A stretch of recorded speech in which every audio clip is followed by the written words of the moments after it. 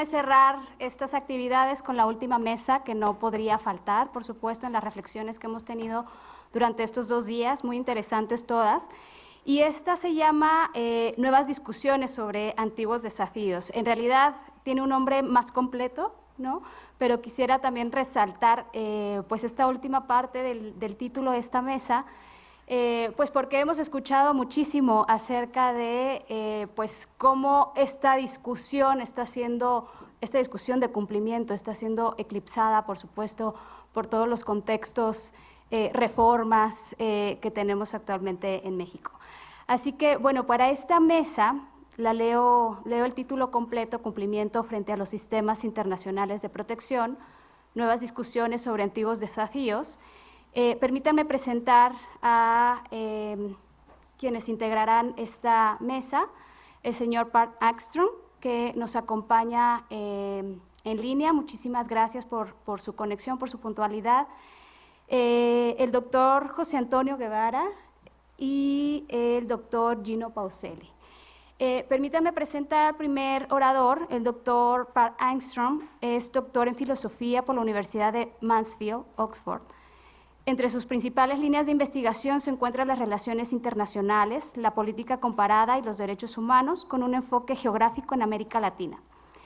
Ha trabajado temas relacionados con el sistema interamericano de derechos humanos, la justicia transicional, la movilización de la sociedad civil, el litigio estratégico y la prevención de la tortura.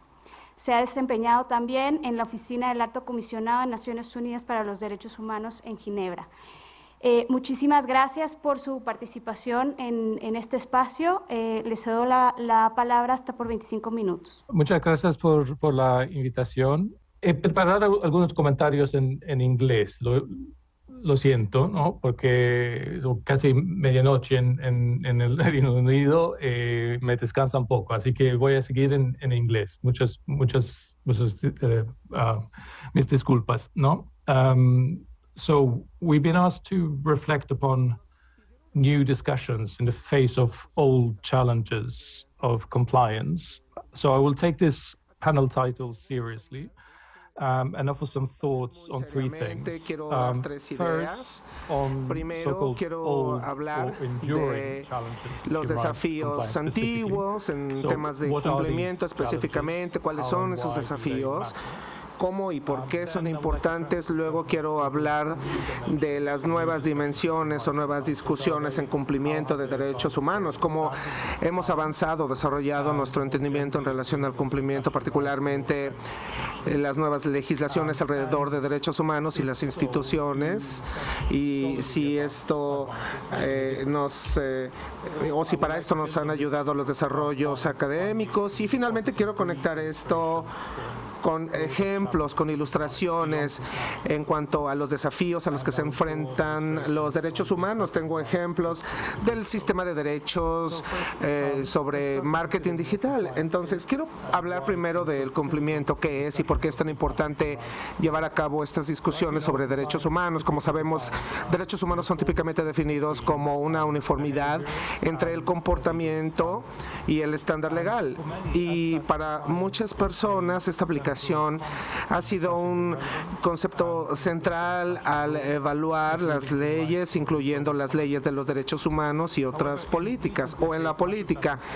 Pero se le ha dado mucha atención al cumplimiento, particularmente en relación a los derechos humanos, enfocándonos en los desafíos a los que se enfrentan los derechos humanos, que quizá ustedes ya conocen, por supuesto. Primero tenemos el desafío del sistema de no cumplimiento, decisiones hechas por entidades de derechos humanos. Para muchos esta falta de cumplimiento nos habla de la falta de mecanismos que hagan hacer valer la ley, de rendición de cuentas. La ley muchas veces es un instrumento político que se utiliza para beneficio de algunos. Esta acción se pronuncia mucho durante periodos en los que los climas políticos van en contra de los estándares y normas de los derechos humanos, como está sucediendo actualmente.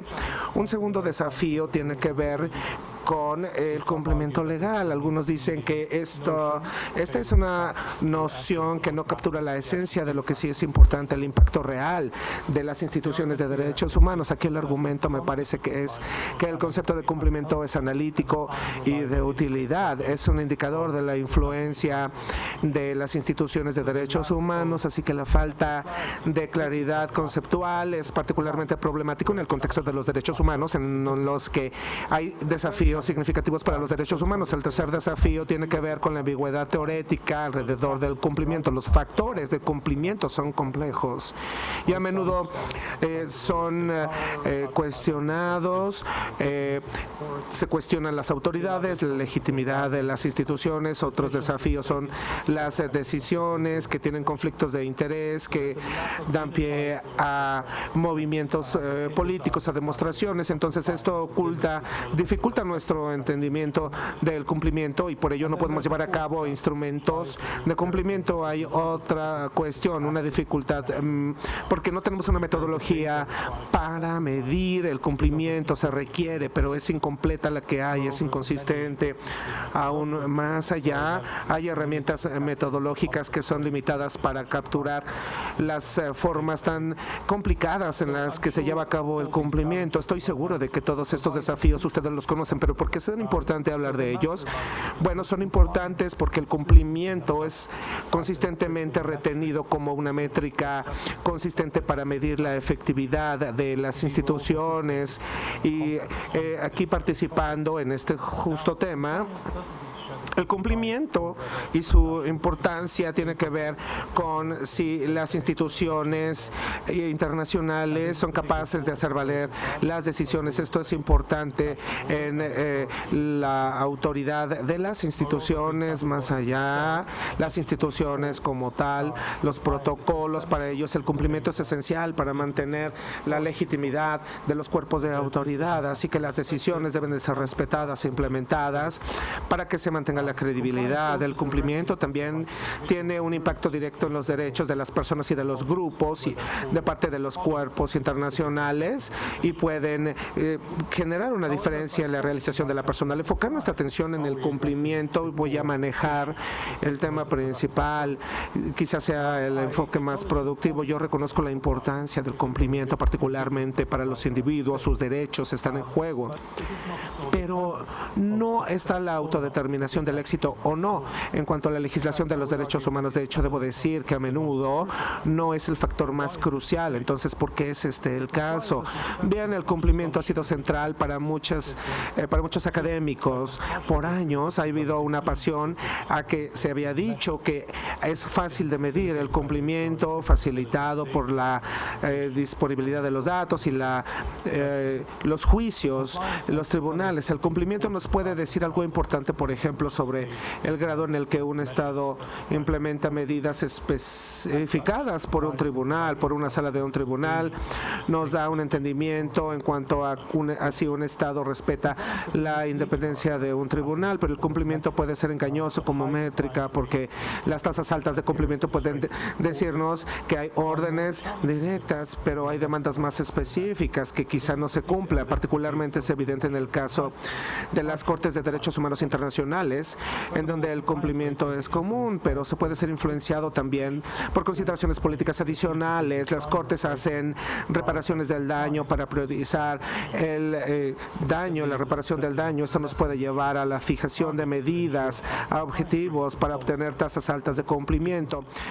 Para que las Cortes ganen legitimidad en Europa, tienen un récord, una tasa altísima de cumplimiento. Eso indica una dinámica, pero además, de forma más importante, el cumplimiento no necesariamente quiere decir efectividad. Altos niveles de cumplimiento quizá escondan bajos estándares de otras cosas, debilidad de las instituciones, mala calidad de vida de las personas, y porque las tasas a tasas altas se deberían ver en cuestiones positivas, y esto tiene que ver que las instituciones deben compeler el status quo. y llevará a un cambio social, así es como es entendido. Así que para repetir, el cumplimiento no es la sola métrica que importa, y el contexto quizá ni siquiera sea el factor más importante. ¿Por qué? Simplemente porque el cumplimiento es distinto al impacto o los efectos en el mundo real a partir de las decisiones de la Corte. Así que enfocándonos solamente en el cumplimiento, estamos soslayando la cuestión de si realmente la decisión está llevando a cabo una diferencia. Hay razones por las que hay demasiada o excesiva atención al cumplimiento. Es esencial entender la calidad y la naturaleza del cumplimiento, así como el grado en el que tangiblemente se necesita una positividad en la vida de las comunidades y de las personas. Estos son ejercicios intelectuales, así que la claridad con la que empleamos las nociones de cumplimiento le dan forma a nuestro entendimiento del impacto real, de las limitantes y el potencial de la autoridad de las instituciones de derechos humanos. Entonces, hay enfoques en cumplimiento, pero hay críticas y también se critican las instituciones nacionales como irrelevantes, mientras que tales críticas a veces llamen a la mejora y puedan tener efectos negativos, llevando a la destrucción de instituciones o al cambio de normas y mecanismos de derechos humanos. Así que los derechos humanos tiene esta liga con el cumplimiento, así como lo sugiere el título de este panel, aunque hay nuevas discusiones que se necesitan, quizá el sentido y el propósito. Bueno, para comenzar, creo que ha habido un refinamiento conceptual con diferentes conceptos que captan lo que deben de hacer las personas y las instituciones, incluyendo diversidad de debates que cuestionan y debaten las limitantes, la efectividad de las valoraciones de los derechos humanos. Esto es importante para entender cómo y cuándo y para quién la legislación de los derechos humanos es importante. Con la idea, más allá de cumplimiento, por ejemplo, también tenemos el reconocimiento básico que, mientras por un lado el cumplimiento es importante, no es suficiente para entender cómo el derecho internacional y las instituciones importan, mientras que el cumplimiento se enfoca a menudo en cuestiones, efectos materiales, implementación de sentencias. Otras perspectivas conceptuales quizás sean más importantes para capturar los cambios políticos difusos que tienen o que controlan las instituciones de derechos humanos. En segundo lugar, ha habido un incremento notable y se ha explicado las condiciones sobre las instituciones tienen impacto. Esto incluye un cambio en la forma y debates productivos, optimismos, pesimismos en cuanto a los derechos humanos o perspectivas mutuamente excluyentes. En lugar, hay un énfasis teóricos en cómo, para quién funcionan estos mecanismos. Más allá, hay un entendimiento más profundo de los factores específicos que son el motor del cumplimiento. Hay investigación en la especificidad de las reglas, procedimientos de monitoreo específicos y la influencia de tiempo en los procesos de cumplimiento. Y esto requiere un entendimiento muy avanzado y los contribuyentes a estos debates están presentes, por supuesto, aquí en la conferencia estos días. Así que además hay perspectivas internas hacia un enfoque más integral, más que ver la reducción de no cumplimiento. Los académicos ven la complejidad de los impactos del cumplimiento, por ejemplo, el experimento de derechos humanos. Hay literatura que resalta la naturaleza multifacética de las instituciones y de su papel, y esto ha sido una discusión nueva en cuanto al cumplimiento. La profundidad de investigación en relación al cumplimiento, la no disponibilidad de datos ha crecido y las metodologías más sofisticadas analizan los impactos en las instituciones. Hay problemas de derechos humanos y se han diversificado, mientras que la investigación antes se limitaba a problemas básicos. Los estudios contemporáneos abordan ya un espectro más alto de derechos humanos, más amplio. Adicionalmente, tenemos mecanismos y herramientas, y esto incluye no solamente los tratados de Naciones Unidas y mecanismos, sino también cortes regionales e instituciones judiciales. Tienen revisiones periódicas en relación a la implementación de los derechos humanos, así que hay mucha investigación en cumplimiento, pero se necesita que se amplíe el enfoque, quién, cómo, para qué que se llevan a cabo y existen las instituciones de derechos humanos, pero tenemos que contestar esta pregunta.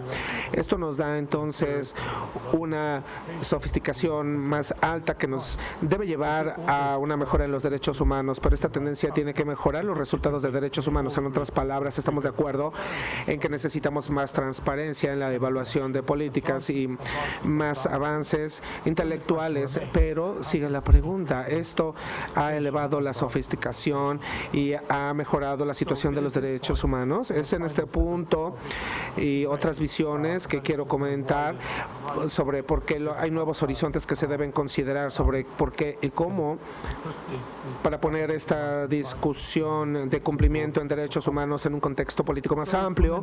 Así que para muchos estamos enfrentándonos a una crisis política de dimensiones globales, en donde los derechos humanos están en riesgo. Hay una crisis que conocen ustedes, por supuesto, es un motor de problemas y se necesitan más apoyos para la democracia y esto pasa particularmente en algunas sociedades y países. Hay políticas más restrictivas en algunos países y la violencia en muchos sitios dramáticamente se ha incrementado. Hay una investigación del más nacionalismo e intolerancia en algunas regiones del mundo.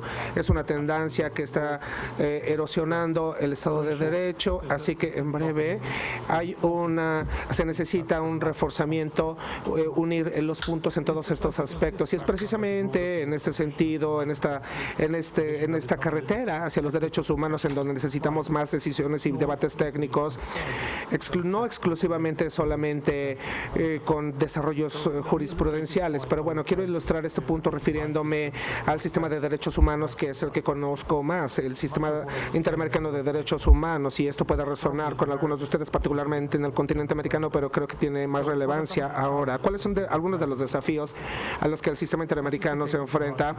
En la mayor parte de los lugares el sistema interamericano sigue en esta región. Hay mucha gente que no lo conoce muy bien, no se ha promovido el nivel de cumplimiento en cuanto a las decisiones y fallos.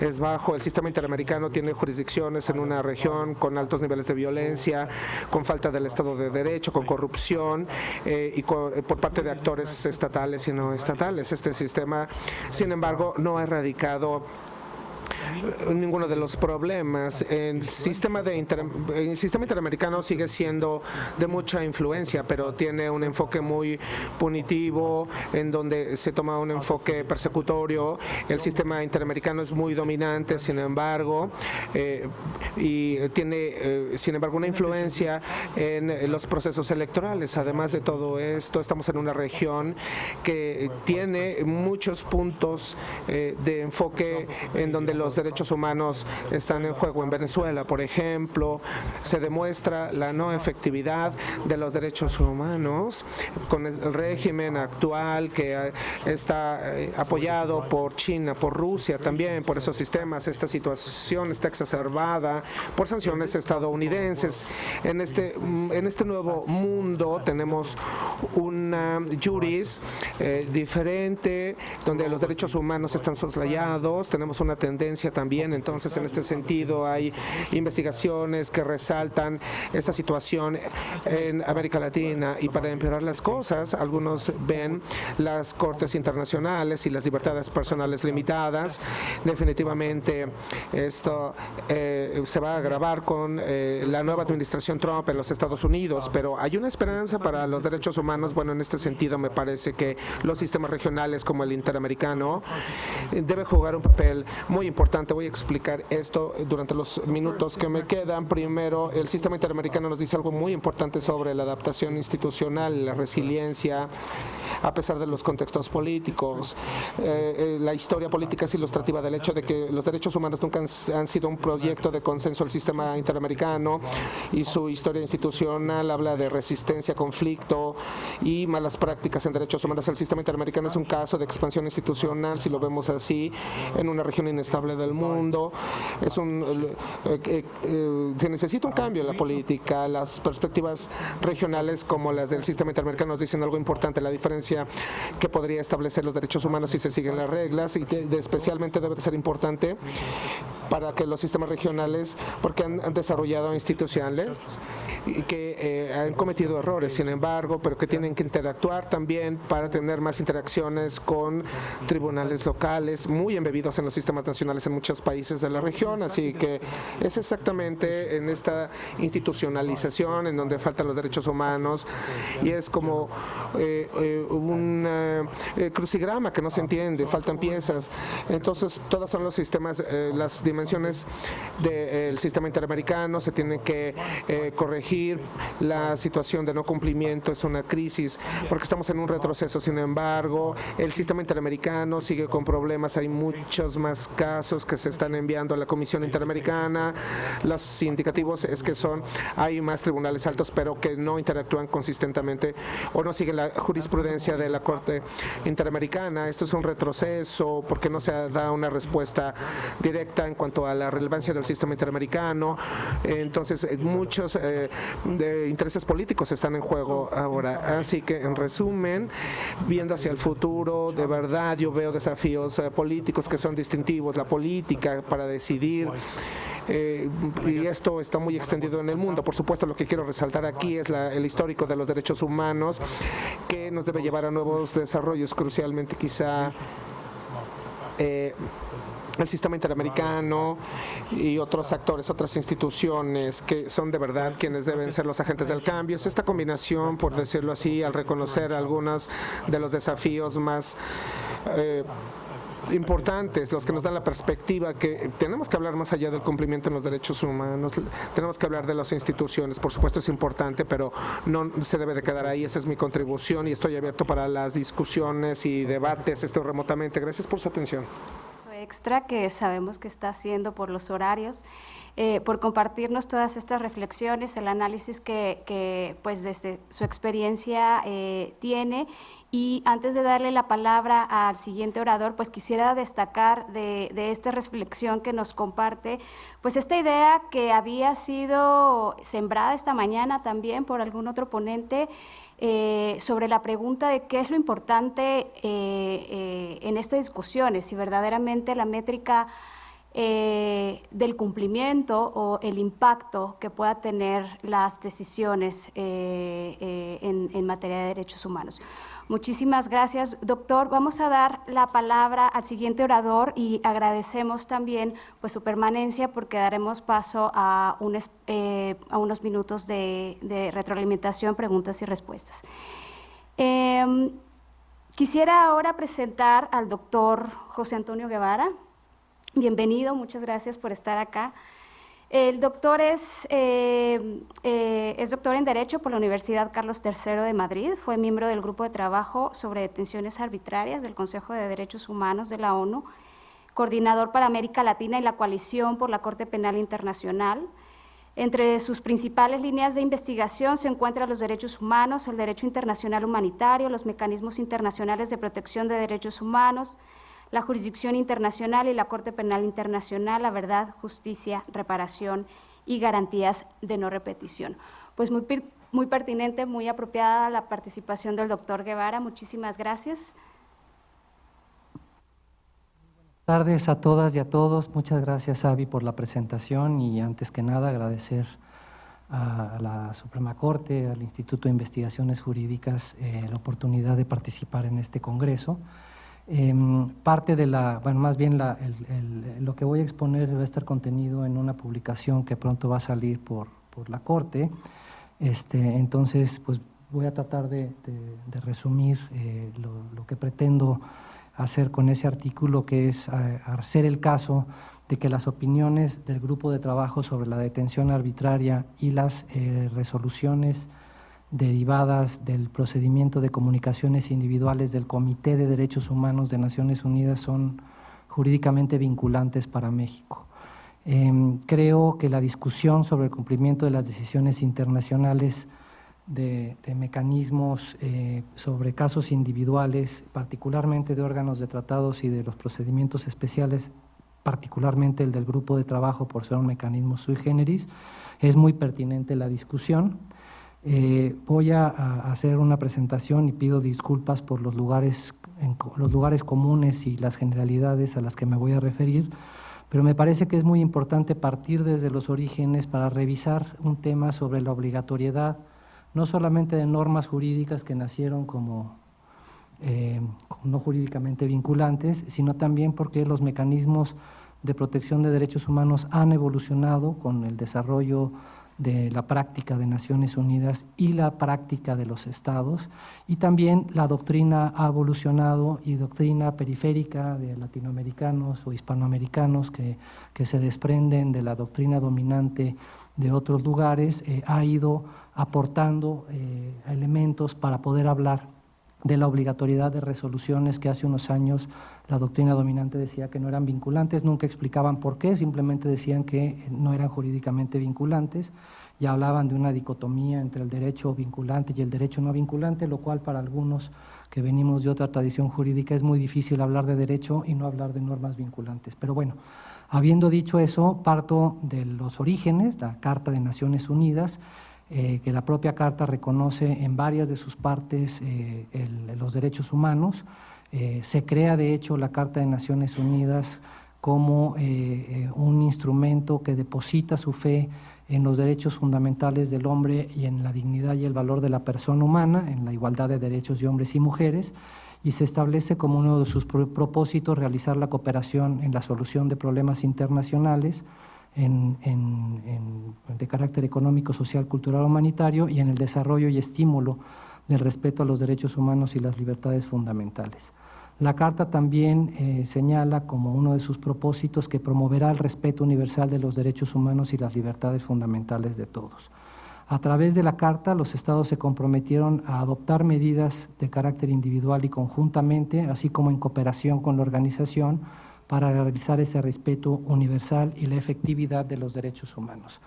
México fue parte de los países que fundaron la ONU y firmó la Carta el 26 de junio de 1945, y bueno, como ya mencioné, el tratado habla de los derechos humanos, pero nunca especifica cuáles son. Ante ese vacío se crea la Declaración Universal de los Derechos Humanos, que se aprueba por la Asamblea General el 10 de diciembre del 48, y México es de los países que vota a favor también de la declaración. La declaración, si bien no fue concebida como tratado vinculante en el sentido tradicional del término, dotó de contenido jurídico a las disposiciones sobre derechos humanos de la Carta y marcó el inicio del desarrollo del marco normativo internacional. Y con el paso del tiempo, la declaración ha adquirido fuerza jurídica indiscutible, no solo por haber conferido significado a las disposiciones contempladas por la Carta, sino porque el instrumento se incorporó al derecho internacional consuetudinario. La Corte Internacional de Justicia ha también contribuido a robustecer el carácter legal de la declaración, no solamente un documento de principios éticos que los Estados iban a seguir según sus necesidades, posibilidades y realidades nacionales, ya que esta Corte, al interpretar las disposiciones de la Carta en materia de derechos humanos, encontró que las mismas deben ser entendidas conforme a la Declaración Universal. De hecho, ha señalado que violaciones a los derechos contenidos en la Declaración pueden considerarse también violaciones a la Carta, generando así responsabilidad internacional para los Estados. A partir de ese momento se han creado diversos mecanismos internacionales de protección de derechos humanos que han evolucionado a lo largo del tiempo también, y que sus resoluciones, sus decisiones han planteado desafíos en la implementación efectiva o cumplimiento de las mismas en el ámbito nacional. Algunos de esos obstáculos se deben a interpretaciones jurídicas que no se han actualizado al no considerar esos desarrollos teóricos, ni la práctica, ni las normas, ni los criterios jurisprudenciales de los propios estados. 9 tratados internacionales han creado comités para monitorear el cumplimiento de las obligaciones internacionales, así como también para determinar la responsabilidad de los estados en casos individuales con el objeto de reparar a las víctimas. México ha ratificado los 9 principales tratados internacionales y ha reconocido la competencia, salvo al Pacto Internacional de Derechos Económicos, Sociales y Culturales y la Convención sobre los Derechos del Niño o de la Niñez, para tramitar casos individuales. El procedimiento para la tramitación de comunicaciones y las etapas se regulan por el tratado o el protocolo en cuestión, así como las propias reglas de procedimiento que cada comité adopta. El procedimiento, particularmente me refiero al del Comité de Derechos Humanos, que es prácticamente igual al del resto de los órganos de tratados, es considerado como, por el profesor Henry Steiner, un teórico doctrinario de los derechos humanos de los años 80, 90, muy reconocido y respetado por todos, fue considerado por él como un mecanismo de resolución de controversias, debido a que se reúnen, entre otros, los siguientes requisitos. Se hace justicia en cada caso individual dentro de la competencia del órgano, lo que refuerza el Estado de Derecho. Protege los derechos establecidos en el tratado principal y las resoluciones aclaran, interpretan y explican las obligaciones derivadas del tratado para los estados que estuvieron involucrados en el procedimiento. El profesor Salvioli, Fabián Salvioni, también un reconocido académico argentino que fue miembro y presidente del Comité de Derechos Humanos de Naciones Unidas, se ha referido al mecanismo de peticiones y comunicaciones individuales de los órganos de tratados como de naturaleza controversial, que garantiza la igualdad de armas en las partes en el litigio, que sigue un procedimiento principalmente escrito, previamente establecido ante un órgano imparcial e independiente. Además que en el procedimiento ambas partes, los peticionarios, víctimas o sus representantes y los estados, tienen la oportunidad de alegar y probar sus posiciones. Los profesores Carlos Villán Durán y Carmelo Falé Pérez han definido las características de los mecanismos también de quejas individuales como facultativos, es decir, los estados se someten mediante declaración especial de aceptación o ratificación de un tratado a la competencia del comité para tramitar comunicaciones individuales. Son procedimientos reglados y obligatorios, lo que significa que una vez que se acepta la competencia del comité, se tramitará por escrito las quejas recibidas. Es contradictorio, ya lo habíamos visto, el Estado y la víctima, su representante, presentan alegatos, ofrecen posiciones y prueban sus alegaciones, y el dictamen de fondo es redactado en forma de sentencia y su conclusión define si se violaron o no los derechos humanos reconocidos en el instrumento. Autores reconocen que el procedimiento de comunicaciones individuales reúnen las características similares a un procedimiento jurisdiccional e incluso sus resoluciones en esos casos son denominadas jurisprudencia. La misma Corte Internacional de Justicia ha reconocido que las decisiones del Comité de Derechos Humanos en casos individuales se consideran como jurisprudencia del Comité. Bajo una interpretación de buena fe y buscando el efecto útil de los mecanismos de comunicaciones individuales o peticiones creados por tratados, las decisiones que emiten son vinculantes según el profesor Salvioli. Y al respecto ha señalado, resulta pertinente afirmar que el mecanismo de comunicaciones individuales frente a órganos creados en virtud de tratados ha experimentado un progreso bajo el derecho internacional contemporáneo que se ha cristalizado en la consagración del carácter vinculante de las decisiones adoptadas. Ahora paso a los procedimientos especiales. Los procedimientos especiales iniciaron su creación en los años finales de los 60 por la antigua Comisión de Derechos Humanos, desde el 2006 con la creación del Consejo de Derechos Humanos que sustituyó a la Comisión.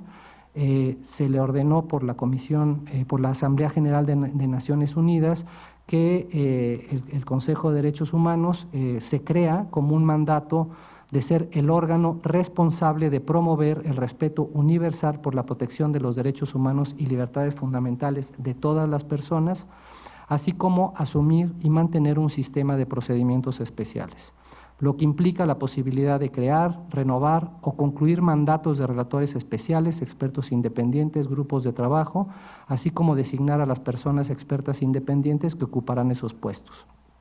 El grupo de trabajo fue creado en el 91 con un mandato particular para tramitar comunicaciones individuales sobre presuntas detenciones arbitrarias cometidas por cualquier Estado miembro de la organización. Según Reed Brody, que era un funcionario entonces reconocido especialista en derechos humanos, pero trabajaba en la Comisión Internacional de Juristas, el consenso internacional favoreció de todo al grupo de trabajo con la capacidad de investigar casos de detenciones arbitrarias. El mandato original del grupo por 3 años ha sido renovado de manera continua, primero por la Comisión de Derechos Humanos, luego por el Consejo de Derechos Humanos. La más reciente renovación fue el 6 de octubre del 2022 y México, a través de la Secretaría de Relaciones Exteriores, ha participado en las negociaciones de las resoluciones en diferentes etapas de la historia, incluso de la creación del grupo de trabajo, y ha participado en las de renovación. Participó en esta última de la renovación del grupo de trabajo y en esas resoluciones también se refrenda la aprobación de los métodos de trabajo del grupo de trabajo sobre detenciones arbitrarias, donde están arreglados los procedimientos para tramitar las comunicaciones individuales. El grupo se integra por 5 personas expertas independientes, nombrados también por los Estados miembros del Consejo. México participa en los nombramientos de estos expertos independientes, que cuentan con conocimientos especializados del derecho internacional aplicable en la privación de libertad y actúan de manera imparcial, colegiada, objetivo y profesional, en estricto apego a las reglas jurídicas determinadas. Entre sus funciones, especial alusión merece esa investigación de casos individuales que se desarrolla en un procedimiento muy similar a los de los órganos creados por tratados para tramitar quejas o peticiones individuales.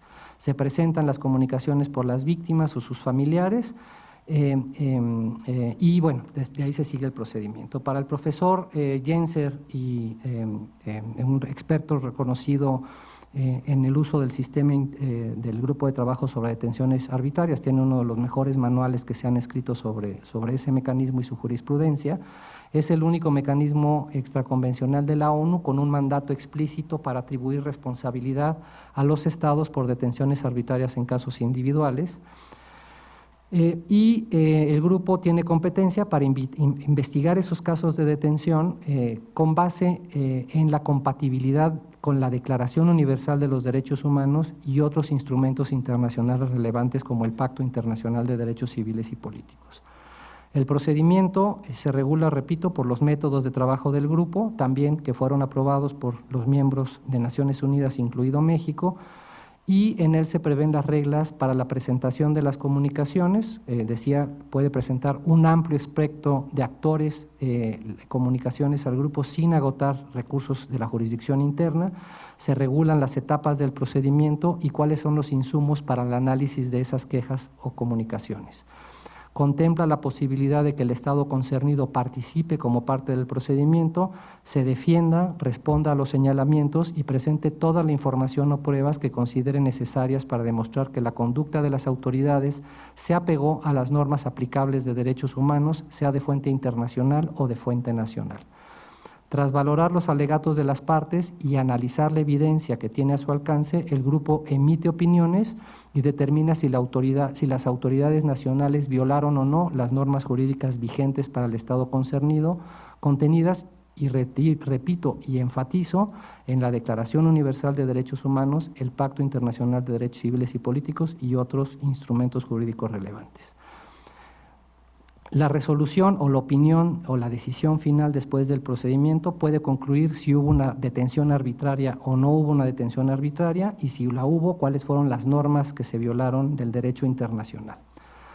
En suma, las opiniones del grupo de trabajo son valoraciones jurídicas emitidas por un órgano competente de la ONU para tramitar casos individuales de alegaciones de presuntas detenciones arbitradas, que se integra por expertas independientes que aplican el derecho internacional vigente después de haberse agotado un procedimiento adversarial previamente aprobado por el propio grupo y la comunidad internacional, en el que el Estado concernido tuvo la oportunidad de defenderse y que omite opiniones que determina hechos y califica si los mismos respetaron o no los derechos humanos. Por la naturaleza del grupo como órgano internacional para investigar y tramitar casos individuales, en la forma de un mecanismo de arreglo o resolución de controversias, la propia Corte Europea de Derechos Humanos ha declarado que casos ante ese tribunal pueden ser inadmisibles cuando previamente fueron considerados por los órganos de tratados, como el Comité de Derechos Humanos, pero también cuando han sido considerados por el Grupo de Trabajo sobre la Detención Arbitraria.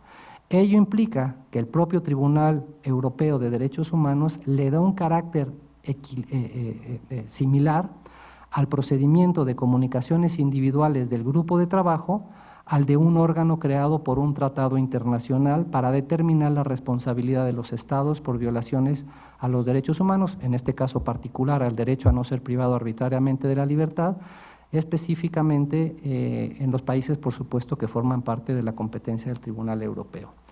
Nuevamente, el profesor Fabián Salvioli hace una interpretación de buena fe de las normas internacionales aplicables a las opiniones del grupo y siguiendo autores como Carlos Villán Durán y la propia jurisprudencia del Tribunal Europeo, llega a la conclusión de que el mecanismo de comunicaciones individuales del grupo de trabajo es equiparable al de los procedimientos jurisdiccionales de los órganos de tratados cuando tramitan casos individuales.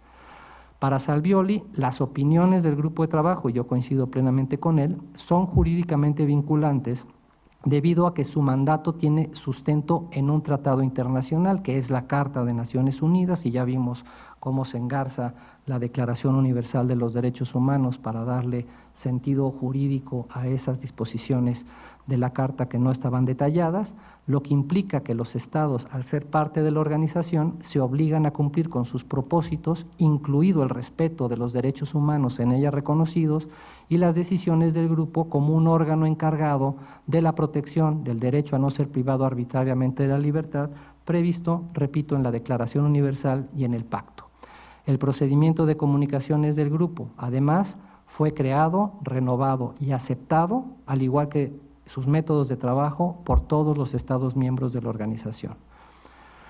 Y ahora entro a México ya en los últimos minutos que me quedan. Los tratados internacionales son reconocidos por la Constitución como parte de la misma y norma suprema de toda la Unión. Desde el artículo 1 se estipulan las obligaciones de todas las autoridades del país de promover, respetar, proteger y garantizar los derechos sin discriminación de ningún tipo, conforme a los principios pro persona, así como de universalidad, interdependencia, indivisibilidad y progresividad. A ver cuánto nos dura este artículo 1 en el contexto en el que estamos atravesando en el país.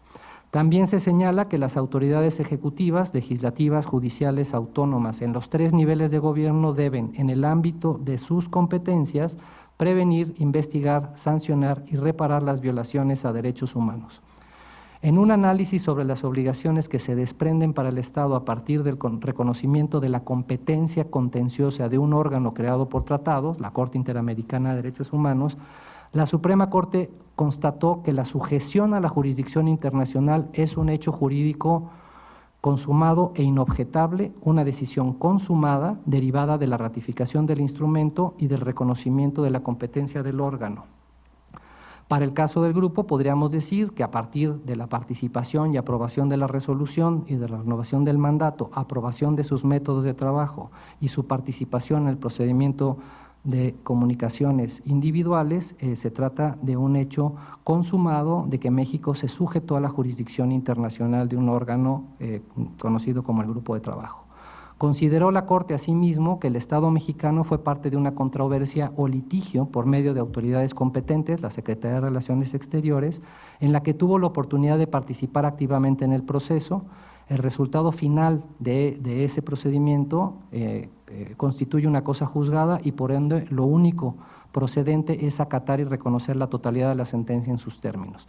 Lo mismo podríamos decir sobre el procedimiento al Comité de Derechos Humanos y el Comité del Grupo de Trabajo sobre detenciones arbitrarias. La Suprema Corte, en otro caso, cuando analizó la obligatoriedad de las acciones urgentes emitidas por el Comité en contra de la desaparición forzada de personas, determinó que esas acciones urgentes son obligatorias para las diferentes autoridades del Estado mexicano en sus distintas competencias. Recordó lo que dice la Convención de Viena sobre que los pactos deben ser cumplidos de buena fe, que no puede haber disposiciones ni prácticas del derecho interno que puedan utilizarse para exceptuar su cumplimiento y que la ratificación de un tratado implica el compromiso para el Estado de que el tratado tenga un efecto útil y un impacto concreto en el ámbito nacional. Además, bajo el criterio del efecto útil, la Corte consideró que las resoluciones de un procedimiento internacional deben ser cumplidas por las instituciones competentes del país con el objeto de prevenir las violaciones y asegurar los derechos humanos en juego, según se reconoce en el artículo 1. Además, reconoció que el Estado mexicano, en diferentes momentos ante este órgano internacional, manifestó su compromiso a través de la Secretaría de Relaciones Exteriores de cumplir con esas resoluciones o acciones urgentes del comité. Entonces, el razonamiento de la Corte en las resoluciones mencionadas, al poder ser aplicables a las decisiones de los órganos de tratados derivados del análisis de casos de procedimientos individuales o del grupo de trabajo de detenciones arbitrarias, podríamos decir exactamente lo mismo. El Estado se somete a ese procedimiento, el Estado se compromete a cumplir con las disposiciones y por consiguiente debiera ser acatadas por todas las autoridades competentes. Ha habido varias decisiones por parte de la autoridad administrativa desde 2018 hasta hace unos meses que salió la administración anterior, en donde se asume que tienen una voluntad de cumplir jurídicamente con resoluciones creadas, decisiones emitidas por el Comité de Derechos Humanos y por el Grupo de Trabajo de Detenciones Arbitrarias. Por ejemplo, en 2019 se publicó en el Diario Oficial de la Federación el extracto de una decisión del Comité de Derechos Humanos. Se han publicado varias. Se han publicado alrededor de 7 decisiones del Comité de Derechos Humanos y 4 del Grupo de Trabajo de Detenciones Arbitrarias en el Diario Oficial de la Federación. Y el Diario Oficial de la Federación es un instrumento en donde se publican cuestiones, vamos a simplificarlo, cuestiones jurídicas, se publican leyes, se publican reformas constitucionales, se publican programas administrativos en donde se establecen cuáles son las obligaciones de políticas públicas que tienen los estados, se publican sentencias de la Suprema Corte, se publican recomendaciones de la Comisión Nacional de los Derechos Humanos que son aceptadas por las autoridades del país, lo cual genera la obligación de cumplir, y se publican sentencias de la Corte Interamericana, decisiones del Comité de Derechos Humanos y opiniones del Grupo de Trabajo sobre la detención arbitraria. Entonces, con todo lo anterior, podríamos decir que los procedimientos internacionales de adjudicación de responsabilidad de los estados buscan hacer justicia en cada caso individual dentro de su competencia y proteger los derechos establecidos en el instrumento principal mediante la disuasión y el cambio de comportamiento de los estados a través de las decisiones, las cuales son jurídicamente vinculantes. En el caso mexicano, los órganos de tratados y el grupo de trabajo han emitido numerosas decisiones relativas a casos individuales, y siguiendo los precedentes de la Suprema Corte y las acciones del Ejecutivo Federal de México encaminadas al cumplimiento de las decisiones de dichos órganos, es posible afirmar que las mismas son considerables jurídicamente vinculantes para el país. Al respecto, debemos recordar que el reconocimiento de la competencia de los órganos internacionales para tramitar casos individuales es un hecho consumado, es decir, México reconoce la competencia de dichos órganos, ya que las autoridades competentes expresaron la vinculación del Estado al procedimiento mediante la declaración de reconocimiento de competencia, la ratificación de los protocolos facultativos o la participación en la adopción de la resolución que creó al grupo, así como en las de renovación de su mandato y sus métodos de trabajo. Al ser un mecanismo que podría llegar a recomponer una situación en que una persona fue víctima de una violación del derecho a no ser privado arbitrariamente de la libertad, ya termino, por autoridades de México, el procedimiento del grupo de trabajo y del Comité de Derechos Humanos se traducen en una garantía a las que se refiere el artículo 1 constitucional. El grupo es un mecanismo internacional creado por la Carta, del cual México es parte desde el 45, con lo cual está obligado a cooperar para promover y respetar los derechos reconocidos en la Declaración y demás tratados ratificados. Ha incorporado en su régimen jurídico el contenido específico de dichos instrumentos en lo relativo a la prohibición de la detención arbitraria, así como las salvaguardas para evitarlas, y reconoce desde la Constitución la obligatoriedad de los derechos humanos internacionalmente reconocidos y el efecto útil de las garantías para su protección. México ha reconocido la competencia de estos órganos de tratados y del grupo porque ha sido notificado y ha litigado mediante sus autoridades competentes, pero además ha reiterado su compromiso con el cumplimiento de las decisiones de dichos órganos mediante su publicación en el Diario Oficial de la Federación. Por consiguiente, es factible afirmar, y repito, que para México las decisiones relativas a casos individuales deben ser cumplidas por las autoridades en el ámbito de sus atribuciones, Las publicaciones de las opiniones es una muestra más de que el país le da el carácter obligatorio y por consiguiente las autoridades competentes, incluido el Poder Judicial, debieran acatar esas sin limitaciones. Debe acatar las resoluciones con sus considerandos y otras disposiciones de la misma, no solamente los resolutivos, como se dijo en el caso Radilla Pacheco en el expediente Barrios. Muchas gracias y perdón por haberme extendido. Muchas gracias, doctor. Muy interesante. Sin duda, pues la explicación que nos hace usted como miembro del Grupo de Trabajo de Detenciones Arbitrarias, también muy pertinente en México. Recientemente, como algunos de ustedes saben, el Grupo de Trabajo visitó y recientemente visitó el país, recientemente sacó un informe final al respecto.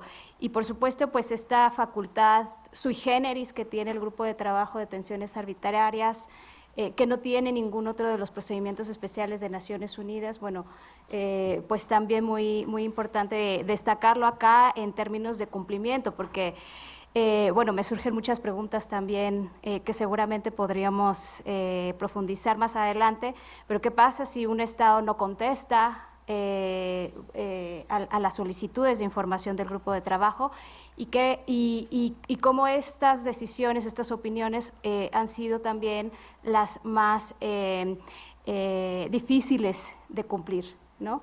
Muchísimas gracias, doctor, por su participación. Ahora voy a dar el uso de la voz al doctor Gino Pauselli. Es doctor en Ciencia Política y maestro en Estadística por la Universidad de Pensilvania. Entre sus principales líneas de investigación se encuentran las políticas de derechos humanos dentro de las organizaciones internacionales, la promoción y el rechazo de las normas relacionadas con la orientación sexual y la identidad de género, el papel de los actores no estatales en las relaciones internacionales y la política fronteriza. Su trabajo ha sido publicado en revistas de prestigio y ha sido reconocido por la Asociación Americana de Ciencias Políticas y la Asociación de Estudios Internacionales. Muchísimas gracias por aceptar la invitación. Por favor, tiene el uso de la voz. Gracias, Abby, y gracias a todos por aguantar hasta esta hora. Soy el último, así que es una buena noticia. Gracias también a los traductores que han estado estos 2 días a full, así que nada, voy a intentar ser lo más claro posible para hacer más fácil el trabajo, esta última parte del trabajo. Bien, tengo una presentación para hacer un poquito más fácil el seguimiento de lo que voy a hacer. A mí no me pidieron nada en particular de qué hablar, así que agarré y elegí de lo que quería hablar. Y va a ser una combinación de un trabajo que tengo publicado con una colega sobre el sistema interamericano y algo sobre el examen periódico universal. Voy a combinar ambos para argumentar que la sociedad civil es importante. El objetivo de este congreso es discutir sobre cumplimiento, sobre compliance. Pero lo que pocos nos preguntamos es qué significa cumplimiento, quién decide el cumplimiento. Y el argumento que he hecho con una colega es que podemos clasificar el cumplimiento en 2 tipos. Uno que se llama cumplimiento vacío y otro cumplimiento efectivo. Esto está un poco relacionado con el efecto de cumplir, ¿no? Una cosa es que se certifica cumplimiento porque se siguió, el Estado se ajustó a los requisitos o los requerimientos de alguna organización, pero otra cosa es lo que hizo el Estado, qué efecto tiene en los derechos humanos. Y pueden haber acciones que cumplan con los requisitos de un organismo internacional, pero con poco efecto en los derechos humanos, y otras con efectos más significativos. Entonces, la primera pregunta es enfocarse en quién decide si una sentencia, una decisión o una orden internacional ha sido cumplida. La mayoría de las discusiones y las ponencias de hoy se han enfocado en el sistema interamericano, así que el objetivo de esta charla también va a ser en el sistema interamericano. En el sistema interamericano, quien decide esto es la Corte o la Comisión, ¿no? Después de que el Estado recibe órdenes de alguno de estos 2 organismos, la Corte o la Comisión hace un monitoreo y decide, bueno, esto ha sido cumplido completamente, parcialmente, no ha sido cumplido, etc. La cuestión es que es la certificación del cumplimiento, ¿no? No necesariamente lo que hizo el Estado, sino cuando la Comisión o la Corte dice, bueno, esto para mí es suficiente porque esto cumple con lo que yo he pedido. Y esto tiene algunos problemas, ¿no? Bueno, no problemas, pero es relevante estudiarlo. ¿Por qué? Porque el cumplimiento efectivo y el cumplimiento vacío, como vimos, son mutuamente excluyentes, ¿no? Cumplir con las órdenes puede o afectar positivamente los derechos humanos o no. Pero la certificación de cumplimiento no. Y la certificación de cumplimiento puede certificar cumplimiento cuando hay cumplimiento vacío o cuando hay cumplimiento efectivo, ¿no? Y esto no lo sabemos bien al ver las decisiones de certificación de cumplimiento de la Corte o de la Comisión. Hay argumentos por el cual uno podría pensar que el Estado siempre va a querer quedarse en el cumplimiento vacío, no porque no le interesen los derechos humanos, sino porque el cumplimiento efectivo es más costoso. En general implica hacer más cosas o tomarse más en serio las órdenes. Entonces, para pensar en los incentivos que tienen los estados a cumplir, hay una gran literatura que ya muchos de los ponentes ya la ha discutido. Y entre ellos, de los factores que hacen que un Estado cumpla, uno puede pensar en los atributos del Estado, que tienen que ver con el régimen político, la capacidad que tiene el Estado, las limitaciones institucionales que tiene, si es un Estado federal o no, si existen separación de poderes o no. También hay características en particular de las órdenes que hacen que una orden sea más fácil o más difícil de cumplir de forma efectiva, que puede ser el tipo de orden, el nivel de precisión de la orden, etc. Pero en general, y el argumento que hacemos es que los estados tienden, frente a la posibilidad de hacer distintas cosas, van a preferir el cumplimiento vacío porque es más sencillo.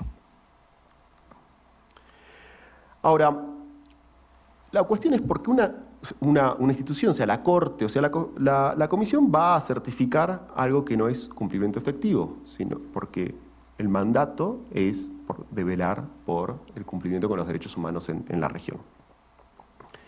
Y esto ya se mencionó, así que gracias a los ponentes que ya discutieron esto, la legitimidad de la organización está en juego si nunca certifica cumplimiento con ninguna de sus órdenes, ¿no? Porque quiere apuntar al cumplimiento efectivo, ninguno de los estados llega a esos estándares, entonces ningún estado estaría cumpliendo sus órdenes y eso afectaría negativamente la legitimidad de la organización. Entonces la organización tiene incentivos para mostrar buenos números, ¿no? Como cualquier organización, que le dicen, vos tenés que velar por esto y va a tener incentivos de mostrar que eso está funcionando.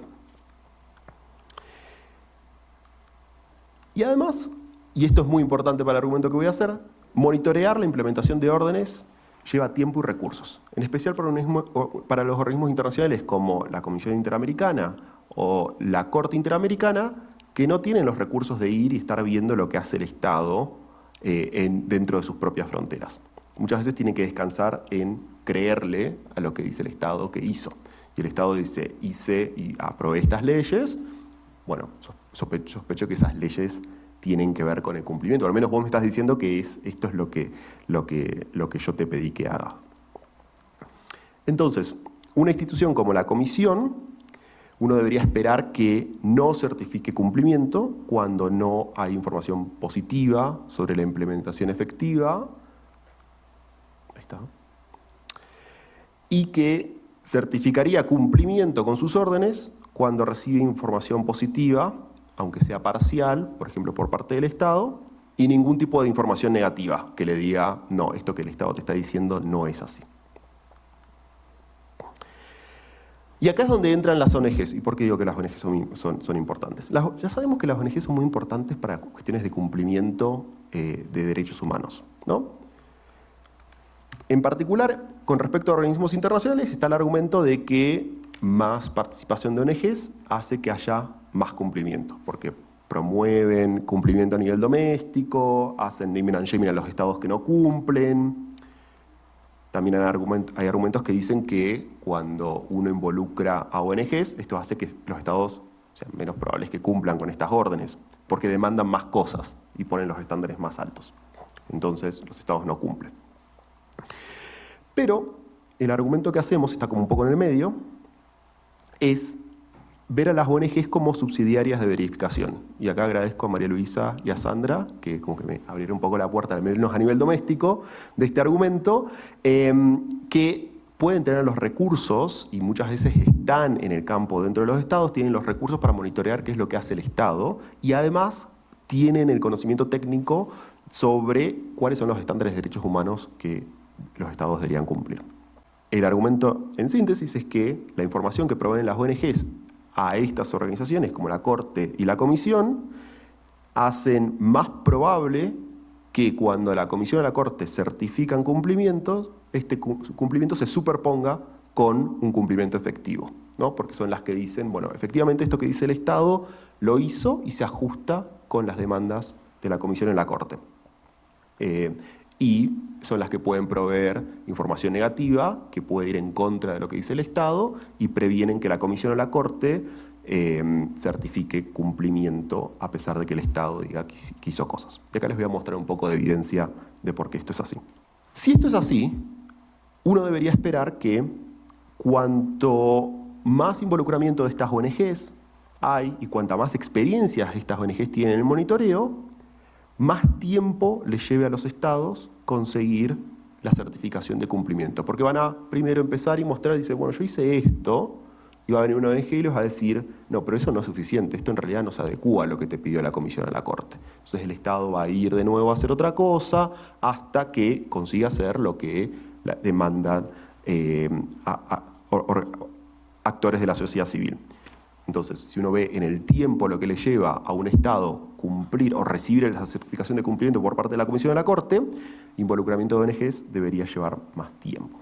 Ahora les quiero presentar un ejemplo. Y acá viene mucho texto, así que para los que están como apenas llegando, les pido un poquito de paciencia.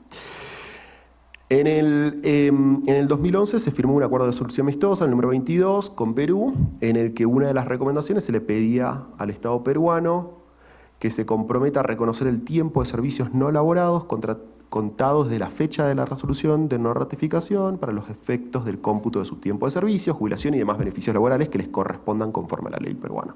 ¿Qué pasa? En 2012, el Estado, en el monitoreo que hace la Comisión y el seguimiento que hace con todas estas recomendaciones, el Estado peruano le dice, bueno, mediante la resolución que saqué en el año 2012, se presentó una primera información que se resolvió rehabilitar los títulos correspondientes a los magistrados y esto hace que yo haya cumplido la recomendación dentro de este acuerdo de solución amistosa. Entonces, esta fue una comunicación del Estado de yo hice esto vía esta resolución.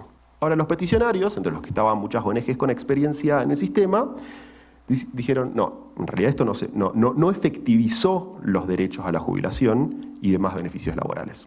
¿Qué pasó? Esto llevó a que el Estado peruano tenga que empezar un proceso nuevo para ajustarse a la recomendación y recién recibió la certificación de cumplimiento en el 2018, ¿no? 7 años después, no al año siguiente como hubiera sido si la Comisión le creía a la Comisión. En el trabajo con mi colega, entrevistamos a 16 personas que trabajan en la comisión, que han sido peticionarios e incluso miembros de los Ministerios de Relaciones Exteriores de la región para entender un poco más esta dinámica entre estos tres actores. Y acá les voy a mostrar un poco de evidencia cualitativa a partir de las entrevistas que hicimos. Uno de los entrevistados nos dice, en los estados la tendencia es que hemos hecho un universo de cosas y uno no era capaz de entender cómo esto se relaciona al caso específico y el cumplimiento del caso. Pero los estados van y te tiran, te bombardean con un montón de cosas que hicieron, que probablemente las hubieran hecho de todas formas, existiera o no la recomendación de la comisión, y esperan que algo de eso, digamos, le cierre la comisión como cumplimiento de la recomendación.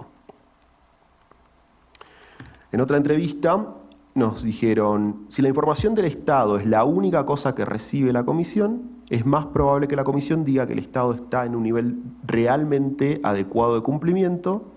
Hay una necesidad política cuando no hay resistencia que dejan más fácilmente seguir una evaluación positiva que viene del Estado, ¿no? Lo que les decía antes.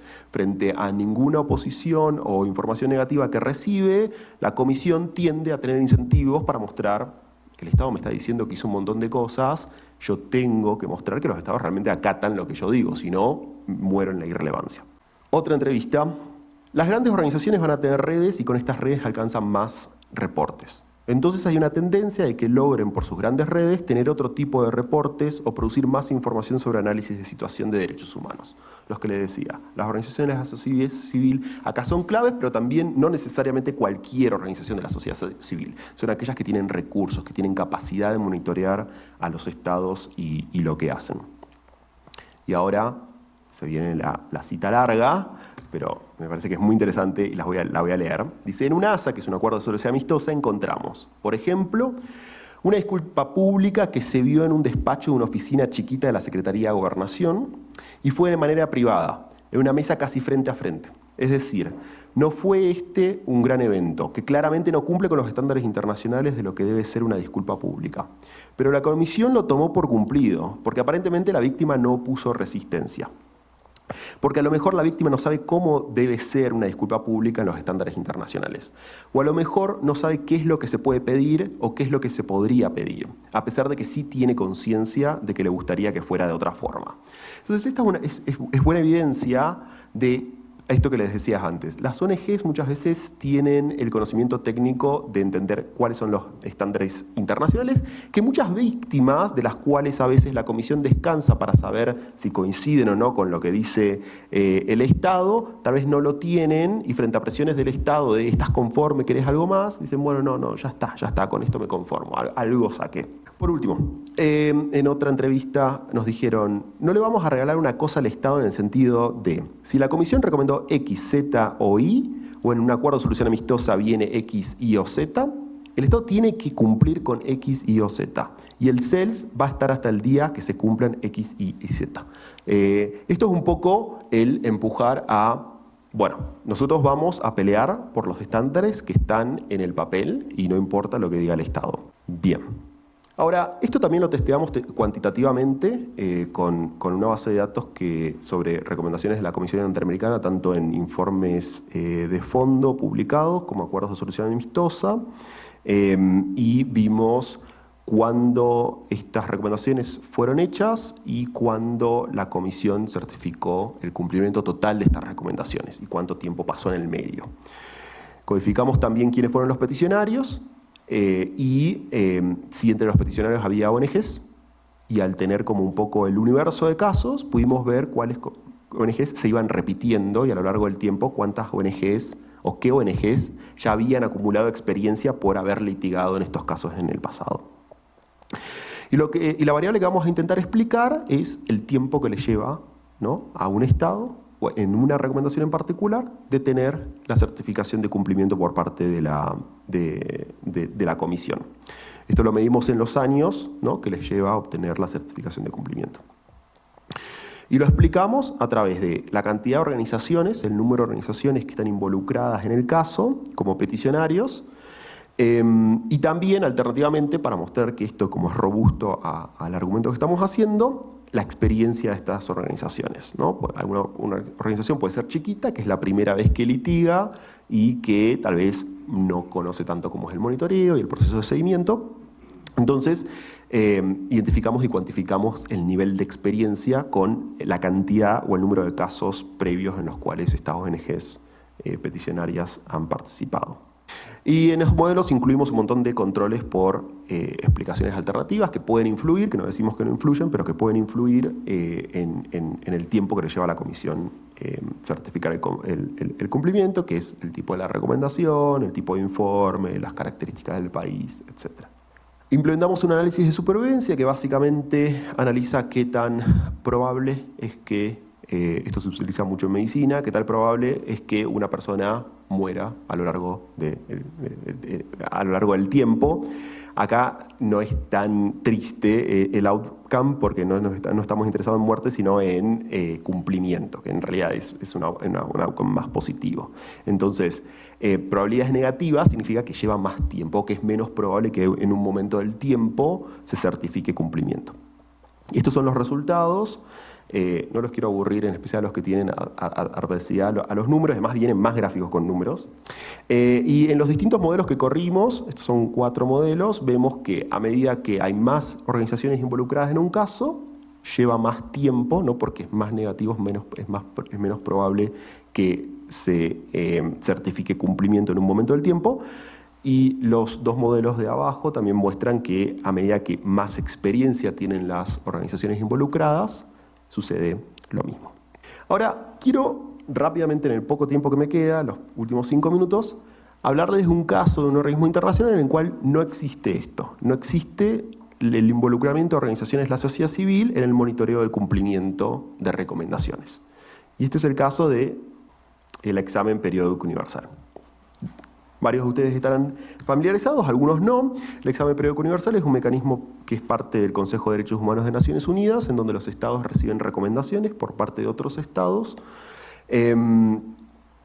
o en cualquier tópico. No importa si han firmado o ratificado tratados internacionales en la materia, pueden recibir recomendaciones en cualquier tipo de área. Estas recomendaciones varían en el nivel de precisión y los estados pueden aceptarlas o no aceptarlas, y si las aceptan se comprometen a cumplirlas. Todos los estados de Naciones Unidas pasan por un proceso de revisión cada 4 o 5 años. Entre medio de estas 2 revisiones deberían entregar un informe de avance en el cual dicen qué han hecho con cada una de las recomendaciones que han recibido y que han aceptado. Lo que hice es, la información no está sistematizada y muchos estados, como esto es optativo, deciden no entregar este informe, pero me fijé en algunos países de América Latina que sí han entregado el informe después de su primer ciclo de revisión, que han sido Argentina, Chile, Colombia y Uruguay, y analicé lo que han dicho en estos informes, en donde han recibido 597 recomendaciones en su primer ciclo. Y codifiqué, en base a lo que dicen estos informes que entregan los estados, qué recomendaciones dicen que han cumplido y cuáles no. Y eso es todo lo que hay, no hay ningún proceso de verificación por parte de nadie acá. ¿Qué encontramos? Que hay un altísimo nivel de cumplimiento por parte de los estados, porque tienen un incentivo de reportar que cualquier cosa es parte del cumplimiento. Un 83% de las recomendaciones que recibieron en el primer ciclo estos 4 estados han sido supuestamente cumplidas de acuerdo a ellos. Y esto es muchísimo más alto cuando nos fijamos únicamente en las recomendaciones que han sido aceptadas por ellos. Es un 90% aproximadamente. Y de forma interesante, y con esto quiero cerrar, no varía para nada el nivel de cumplimiento de acuerdo a estos estados en base a los distintos niveles de precisión de las recomendaciones, y todos sabemos que recomendaciones más específicas cuestan más, tardan más tiempo, pero parece que para los estados no importa mucho esto, lo que sugiere que en realidad hay mucho cumplimiento vacío acá. Y para concluir rápidamente, el punto de esta presentación es que las ONGs proveen información que previenen el cumplimiento vacío, aunque esto en la certificación de cumplimiento lo vemos como menores niveles de cumplimiento. Pero tal vez esos menores niveles de cumplimiento implican que hay actores que están monitoreando de forma más cerca ese cumplimiento, que básicamente les conlleva más tiempo lograr esta certificación de cumplimiento. Y también otro punto que quería hacer es que los organismos sin participación formal de la sociedad civil en el monitoreo descansan básicamente en información provista por el Estado y no tienen la capacidad de chequear esa información de otra forma. Y bueno, corremos el riesgo de decir, bueno, funcionan re bien, el EPU es un éxito total porque el 90% de las recomendaciones son implementadas en un lapso de 2 años, pero es muy probable que no esté sucediendo eso. Quería cerrar con eso. Gracias. Pues muchísimas gracias. Qué difícil de verdad cerrar el Congreso, estos 2 días de trabajo. Y bueno, pues no me queda más que tratar de conectar la primera participación del doctor Engström con esta última, más clarificada, con ejemplos más claro sobre lo que introducía el doctor Engström relacionado con la legitimidad de las instituciones, ¿no? Platicábamos en pasillos quién decide si se cumplió o no se cumplió, el Estado que reporta, la comisión, las víctimas. Pero sin duda uno de los factores también importantes para determinar cómo se mide el cumplimiento o no, pues es esto que se señalaba al inicio. Acerca de cómo el cumplimiento puede afectar o no la legitimidad de los mecanismos. Vamos a dar paso ahora a la sesión de preguntas y respuestas. Quisiera hacerle esta pregunta al doctor. Bueno, me hacen una pregunta, ¿de qué manera dialogarían las resoluciones del grupo de trabajo con el control de convencionalidad y contra una restricción expresa de la Constitución?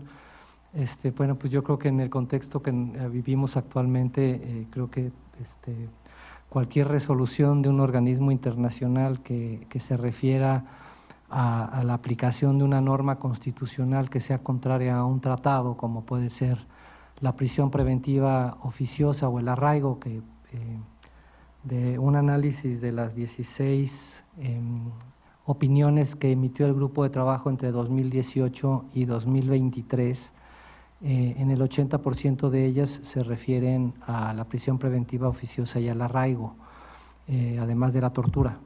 Entonces, pues frente a eso, pues no tenemos ya mayor mecanismo de protección a nivel interno. Entonces va a tener la misma suerte que pueda tener un amparo, si es que se le ocurre algún día a un juez poder pedir la inaplicación de ciertas normas del Código de Procedimientos para poderle dar un poco más de juego a otros derechos que se violan con el arraigo o con la prisión preventiva oficiosa.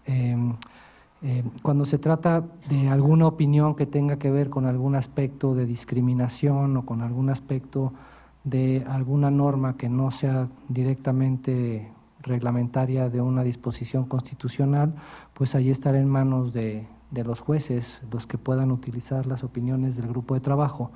No sé si a ti te tocó estando en tu trabajo, uno de tus trabajos previos, pero estas opiniones del grupo de trabajo, hasta donde yo tengo experiencia con jueces nacionales, nunca las han visto como cuestiones jurídicamente obligatorias. Pero cuando hay una opinión del grupo, los jueces han resuelto de una manera que sin la opinión no habían querido resolver. Es decir, ha servido la opinión para que los jueces se animen a liberar personas cuando han estado injustamente detenidas. Hay varios ejemplos que les puedo compartir en corto. Pero además el que existe una opinión del grupo de trabajo permite que algunas instancias, como por ejemplo la Oficina del Alto Comisionado de Naciones Unidas para los Derechos Humanos, pueda hacer gestiones directamente ante las autoridades para el cumplimiento de esas opiniones. Y repito, en ocasiones los jueces se han sentido respaldados, acompañados, arropados para poder emitir resoluciones para amparos o para poder encontrar la no responsabilidad de personas cuando hay opiniones del grupo de trabajo sobre la detención arbitraria. Pero repito, normalmente estas decisiones de los jueces no incorporan en sus resolutivos la opinión del grupo, simplemente son cuestiones que utilizan de una manera más política que jurídica. Hasta ahorita no he tenido conocimiento de ninguna resolución ni en amparo de ningún tipo en donde se hable de la naturaleza jurídica y de la vinculatoriedad o no de las opiniones del grupo de trabajo en sede doméstica. I would like to put Par Engström in dialogue with Gino Pauselli here, because I think they use different language, but they were getting at a similar point. So first, hello, Par Engström, Catherine Sicking here. I don't think you can see us, but we can see you up on a big screen. So Par, you said that, you pointed out that, compliance may not be the best measure because it may not be the sole determinant of success and effectiveness of human rights. And Gino, I think, makes a similar point, saying you can have vacío, cumplimiento vacío, no? But then you suggest there's other measures of effectiveness. And I think what Gino is saying is that those other measures may be the measures that the human rights organizations are giving us. And so we get longer compliance, but more effective compliance. I don't think you exactly said that, Gino, but it seems to me that's part of what goes on. So I just wanted to ask you, is there a connection here between the points that you made and Par, would you be satisfied that maybe that Gino gave us an example of why compliance often shouldn't be our main measure? We should focus more on effectiveness. Doctor Engstrom, tiene la palabra. Okay, thank you. I was told to wait 10 seconds before I answer, so if there's a delay. You can go ahead now. Sleep deprivation kind of plays a role here in this slide. Sí. Mi primer punto es, como usted comentó, sí, el cumplimiento no es suficiente, aunque no descarto el cumplimiento, por decirlo de cierta forma. No digo que sea irrelevante, puede sí ser relevante en un contexto en el que se puedan pensar los cumplimientos individuales para medir la implementación, pero sí, está usted en lo cierto y yo leí el ensayo del doctor Gino y me llamó la atención en términos de la distinción entre los vacíos y la efectividad en cuanto al cumplimiento. En lo general, la efectividad como forma de acceder a las instituciones internacionales, por decirlo, es un concepto más amplio, un enfoque más amplio para pensar cómo las instituciones, los organismos importan, pero también hay un punto más general que menciona el doctor Gino, el cumplimiento no es que no capture los efectos en las instituciones, pero puede engañar, enmascarar, ser un disfraz al evaluar cómo las instituciones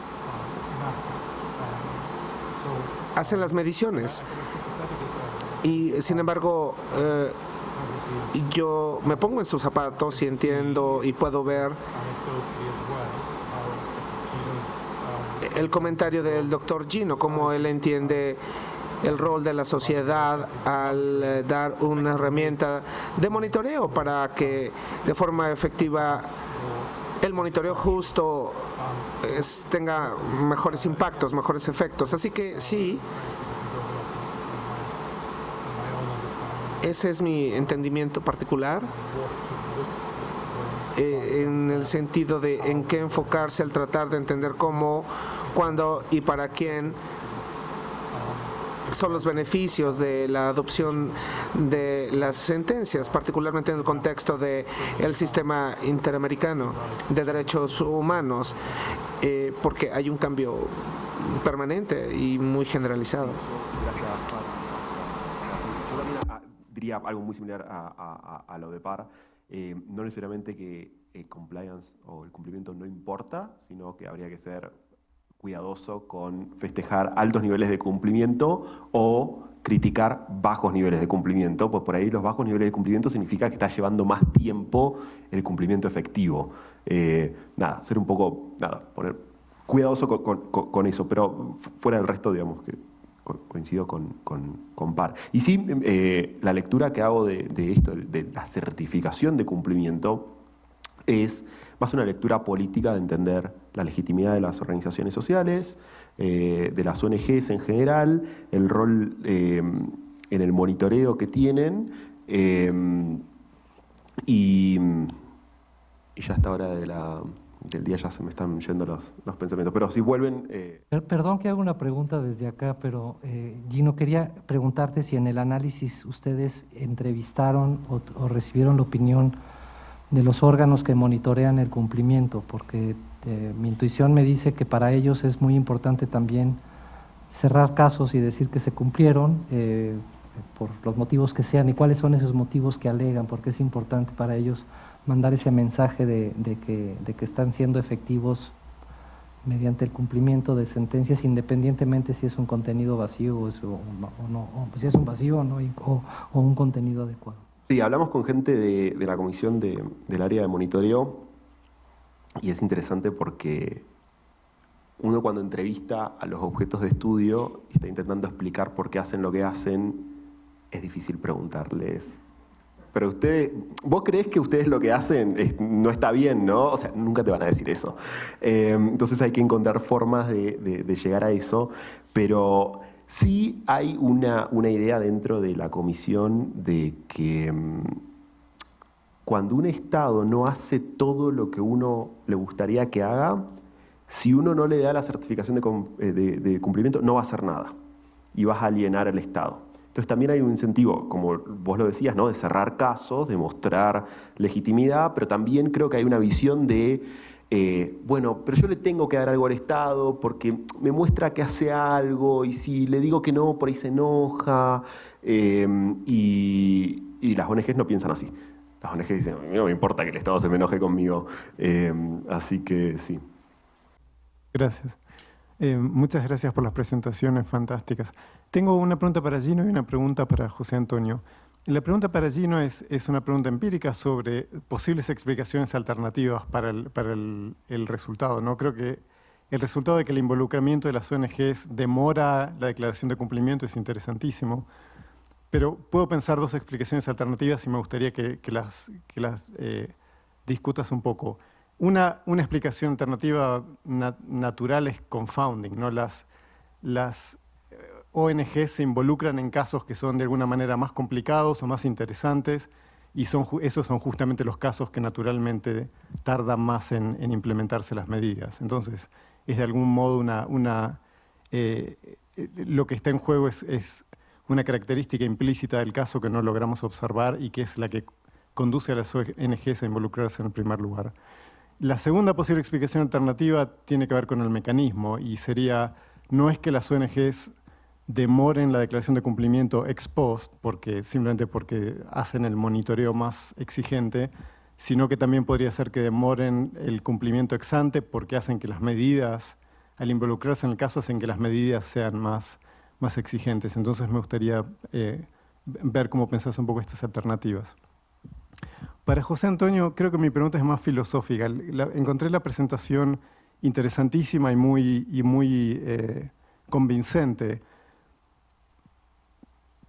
Me parece que, de algún modo, la forma en que pienso el problema es, hay los estados que firman tratados constituyen dos tipos de órganos internacionales, ¿no? Uno que podríamos llamar comités o comisiones o grupos de trabajo, que tienen la capacidad legal de emitir recomendaciones y otros que normalmente llamamos tribunales que tienen la capacidad legal de emitir órdenes que son claramente, indiscutiblemente vinculantes.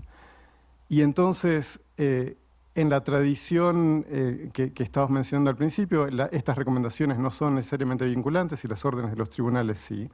Y creo que la presentación fue una presentación altamente convincente en argumentar por qué estas recomendaciones sí son vinculantes. Pero esto me lleva a una pregunta más filosófica y es, si tanto las recomendaciones como las órdenes de los tribunales son igualmente vinculantes, ¿por qué los estados se tomarían el trabajo de hacer esa distinción? ¿Por qué crean tratados, crean organismos diferentes, con capacidades legales diferentes? ¿Y por qué no llaman a todo tribunales? En esta diferenciación inicial no hay una diferenciación en el mandato de los organismos que deberíamos tomar en cuenta.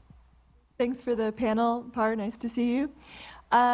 So I have a proposition first and then a question. And the proposition is that compliance is a legal outcome and effectiveness is a political phenomenon.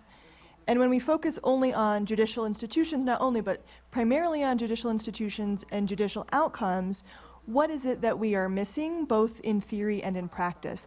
So the last two panels have expanded our scope to include NGOs, but what about political actors who, in my mind, play a pretty salient role in the compliance and effectiveness processes? Me voy a organizar, porque además tengo dos preguntas acá escritas que voy a intentar contestarlas también. Aníbal, Lo de autoselección en casos más difíciles, sí. Intentamos, esto era una preocupación que teníamos desde el comienzo cuando empezamos este proyecto, empezamos a ver estas regularidades. Y de nuevo, un problema de ir a preguntarle a las ONGs, ¿ustedes van a los casos más difíciles? ¿Qué te van a decir? Probablemente, incluso es probable que te digas, sí, porque nosotros no. Pero hay una cuestión clave acá de cómo funciona el sistema interamericano, que incluso aunque las ONGs quieran hacerlo, no sé si estarían contando esta historia. Primero porque nosotros nos concentramos en los casos que terminan con acuerdos de solución amistosa o informes de fondo publicados, que técnicamente no deberían ser los más difíciles. Los más difíciles deberían ser los que terminan en la corte, que no consideramos eso. Pero, mucho más importante, que incluso eso puede decir, bueno, no sabemos si efectivamente son los casos más difíciles los que terminan en la corte, porque no sabemos bien por qué la comisión termina denunciando un Estado en la corte. El tiempo que lleva entre que se hace una petición en el sistema interamericano hasta que, digamos, uno llega al estadio en el que la comisión saca recomendaciones, lo que pasa en el medio son un montón de cosas. Tanto los estándares pueden cambiar, los gobiernos en los estados cambian, que eso muchas veces te cambia mucho la dificultad o no de implementar, si tenés un gobierno como más amigo o menos amigo. Y esto sí ha salido mucho cuando les preguntamos. La forma en la que intentamos trabajar esto vía las entrevistas es preguntarles a las ONGs es, cuando ustedes decidieron agarrar este caso de la Cajonat en la Argentina, en el CELS, ¿qué se imaginaban que iba a pasar? Nos dicen, no tenemos ni idea porque tarda tanto tiempo la comisión que hasta el momento intentamos de que entre el caso, ¿no? Y después, bueno, vamos viendo. Y el segundo es si el involucramiento de ONGs no hace que las medidas sean más exigentes. La respuesta metodológica es controlamos por como nivel de precisión o dificultad, el tipo de recomendación, ¿no? Que vos podés tener recomendaciones estructurales que son mucho más difíciles de implementar que las de reparación.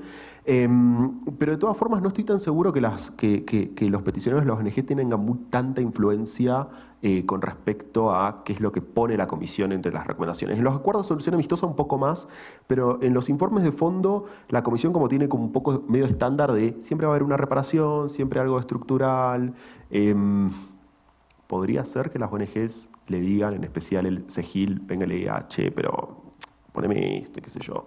Pero lo que sí salió es que, hablando con un diplomático de una cancillería, se quejaba del involucramiento de las ONGs porque decía, bueno, le sacamos esto, ¿no les parece que las ONGs son un poco más minuciosas a la hora de monitorear y qué es lo que cuenta como monitoreo, ¿no? Y dice, sí, porque las ONGs vienen y cuando se dan cuenta que la comisión no te va a dar el cumplimiento hasta que ellas no tengan el ok de ellas, empiezan el salami effect.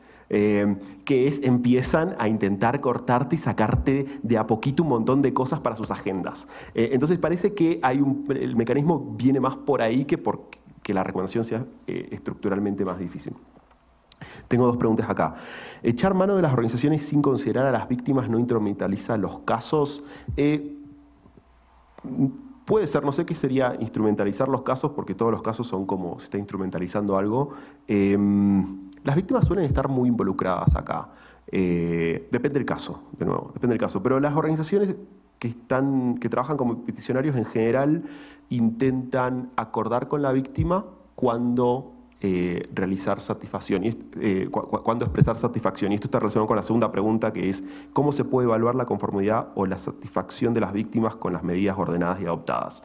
En general lo que se hace es, la comisión pregunta a las víctimas, o a los peticionarios, no víctimas, a los peticionarios. Si la víctima es peticionaria, está la víctima, y si la víctima no es peticionaria, no está la víctima. A los peticionarios sí está conforme o no con lo que dice el Estado. Entonces, hay un poco de involucramiento de las víctimas, en especial si las víctimas decidieron estar involucradas en el proceso participando como peticionarios. Habiendo dicho esto, es interesante que una de las cosas que nos decían las ONGs y que se quejaban de los estados es que los estados, como tienen incentivos para tener certificación de cumplimiento, así sea vacío o hollow compliance, intentan llegar a las víctimas de forma directa. Y esto se quejaban mucho las ONGs. Dice, bueno, viene una recomendación, el Estado manda información, la comisión empieza a decir, bueno, a ver, ¿están conformes con esto? Y el Estado va directamente a la víctima y decirle, che, mirá, yo ya hice todo esto, así que vos querés algo más, qué sé yo, para que la víctima diga, no, sí, ya estoy conforme. Y las ONGs están ahí un poco atrás, cuidando a las víctimas y asesorándolas de, mira, en realidad puedes pedir esto más, o no necesariamente pedir, pero decir, esto no satisface. Courtney, sobre political actors that play a significant role in compliance and effectiveness. NGOs are political actors, for sure. I don't know what else to say here. My brain is fried at this time of the day. I think most of the presentation is about how NGOs are good actors for the international human rights regime, but they're also con lo internacional y políticos también lo son, pero lo que es interesante es que como los funcionarios de gobierno no les caen bien las ONGs por ese efecto de apilamiento, de salami, el efecto salami, pero hay que ver que las ONGs tienen sus instrumentos en sí, pero el rol, o sea, como actores que subsidian todo el proceso de investigación, deben tratar de indagar más y hacer más de lo necesario para ver cómo está el cumplimiento. Al mismo tiempo, los actores internacionales, funcionarios en su cargo, les debe importar la legitimidad de lo que pasa en sus países y al nivel de medición de cumplimiento que deben llevar para empatar las calificaciones de eficacia del cumplimiento y van a tener que buscar lograrlo. Hay que entender que la decisión para certificar o acreditarse como países en cumplimiento posibilitan que veamos quién es un actor político, qué interviniente es quién. Doctor Park. Muchas gracias. La eficacia y el cumplimiento son dos figuras distintas, conceptos distintos y hay contextos diversos para evaluar o medir las cosas. Hay que ver lo institucional, lo político, en sentido amplio y general, tal vez. El punto central es que ambas figuras o conceptos nos llevan hacia el mismo objetivo, es tratar de entender el nivel de relevancia o influencia más general que juegan las instituciones y que es parte de es la imbibición de todo lo conceptual en sí. La semana pasada terminé un documento sobre la eficacia, sobre qué pasa con la Corte Interamericana y sus esfuerzos, y se los compartiré, pero básicamente lo que me concierne o me preocupa es cómo estos conceptos son implementados o usados para generar valoraciones o examinaciones de las instituciones, en particular en correlación al derecho internacional, pues estas calificaciones o evaluaciones se dan como consecuencia para ver la legitimidad y la autoridad que tienen las instituciones y creo que en sentido general para medir la medición de la eficacia nos coadyuva y es parte de lo, o sea, es como el concepto y hay que ampliar el estudio sobre lo que pasa con las cortes para capturar y entender los efectos que tiene la corte. Y yo sé que se va acotando, como lo dije antes, o sea, podemos llegar a entender con claridad qué realmente nos ayuda para medir lo importante. Por eso la evaluación general de las instituciones nos llevan a también tener consecuencias. Y bueno, sobre la pregunta que me parece súper pertinente que haces es, bueno, sí, en sus orígenes yo creo que los países tenían claro que lo que querían crear eran tribunales, querían crear órganos que emitieran este tipo de opiniones que podrían considerar o no podrían considerar como jurídicamente obligatorias, y otros procedimientos como los procedimientos especiales que se crean por resolución. Pero como todo en el ámbito de los organismos internacionales y el derecho internacional es una cuestión evolutiva, y la interpretación jurídica sobre las resoluciones, no tanto sobre la naturaleza de los órganos, sino de las resoluciones, yo creo que se debe hacer a partir de este nuevo contexto, el contexto en el que vivimos. Por un lado, darle lectura a las opiniones o este tipo de resoluciones desde los criterios para interpretar el derecho internacional de la buena fe y del efecto útil.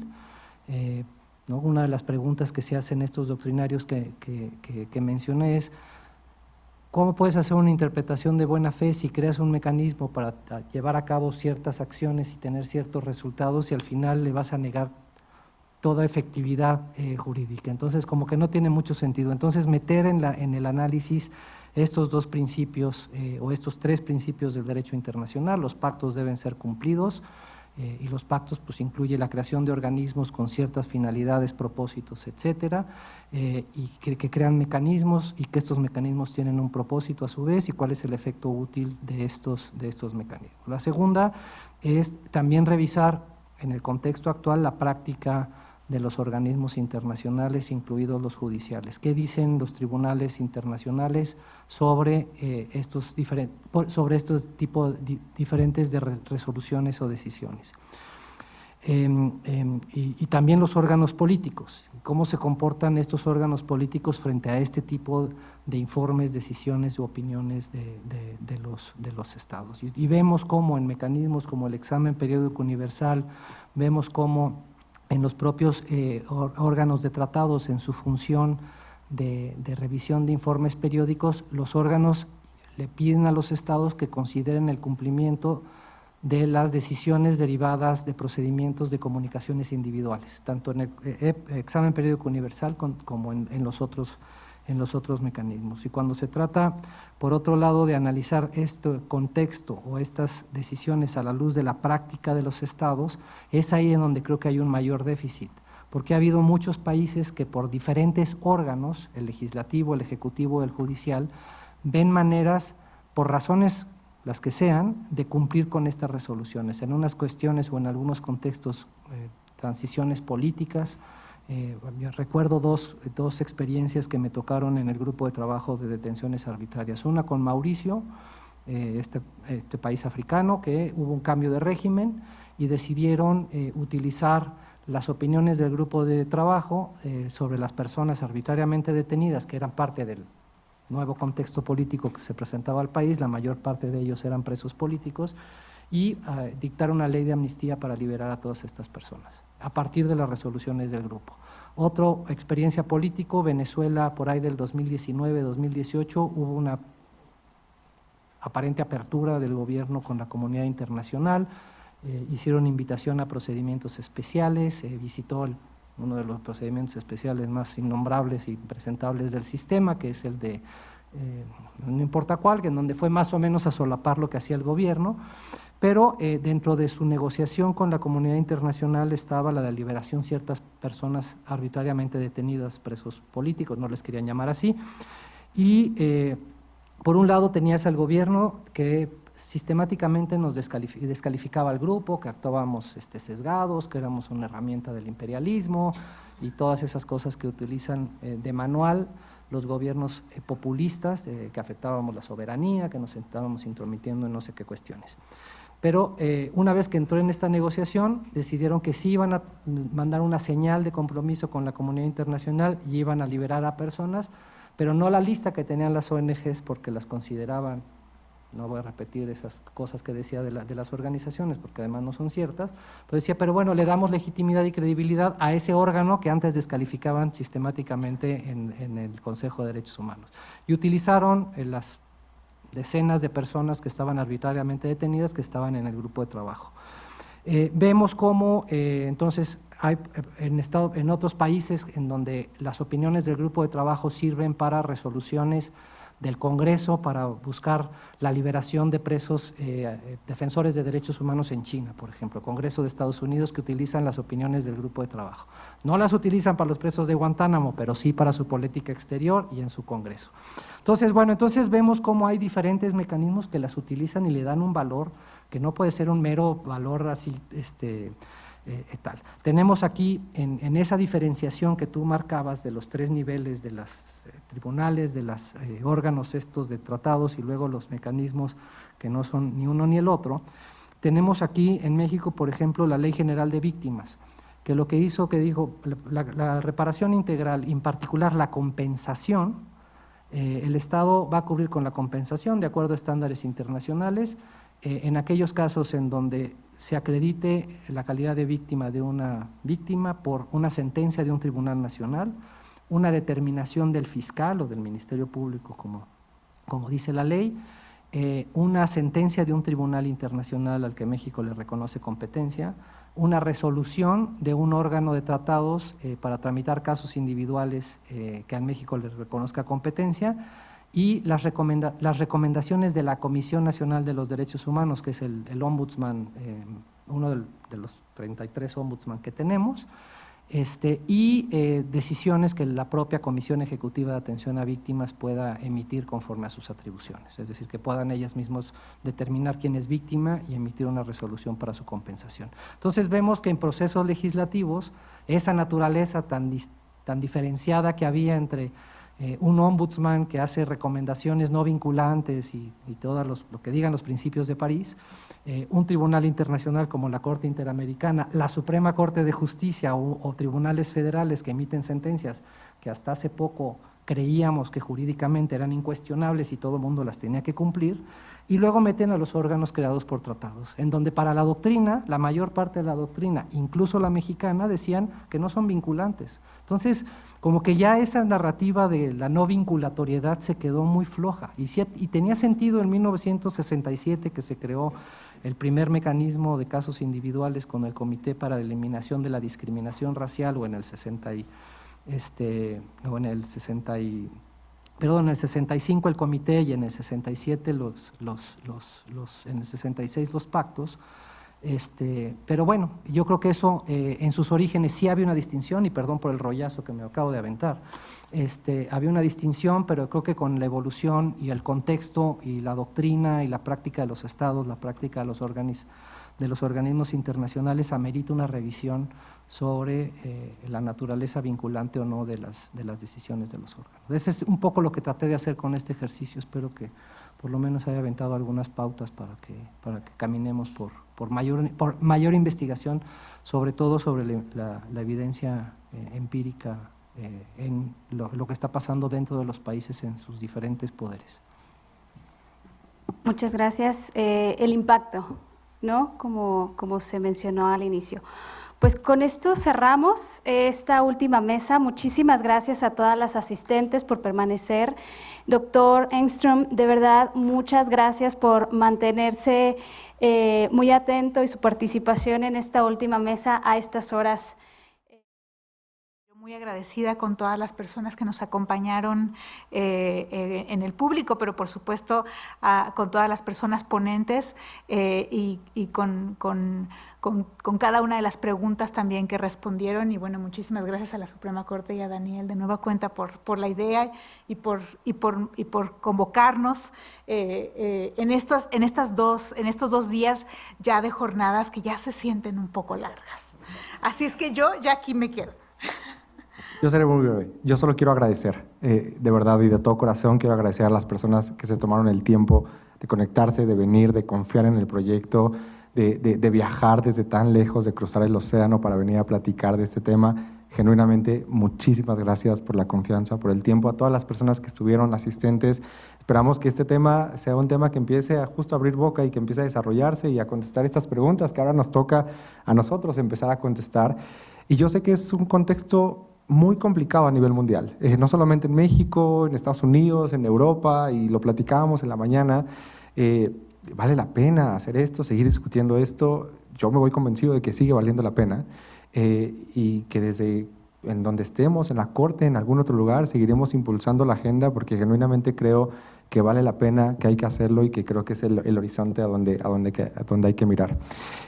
Agradecer mucho al equipo de vinculación, de la Dirección de Vinculación, por todo el trabajo que hicieron, de la coordinación administrativa de la Corte, por todo el trabajo que hicieron en jurídicas también, Karina, Sandra, Jacqueline y todo el equipo. Y también a las personas intérpretes, que a pesar de que no se ve, su trabajo ha sido fundamental y los 2 días también han estado interpretando y traduciendo. De verdad, muchísimas gracias desde la Corte, desde la Unidad General de Conocimiento Científico y Derechos Humanos. Les agradecemos muchísimo la confianza, el tiempo y la dedicación por estar en este Congreso. A seguir construyendo y a seguir pensando y reflexionando cómo hacer cumplir las decisiones nacionales e internacionales. Muchísimas gracias, que tengan muy buena noche, feliz regreso a todas las personas que viajan y gracias de nueva cuenta.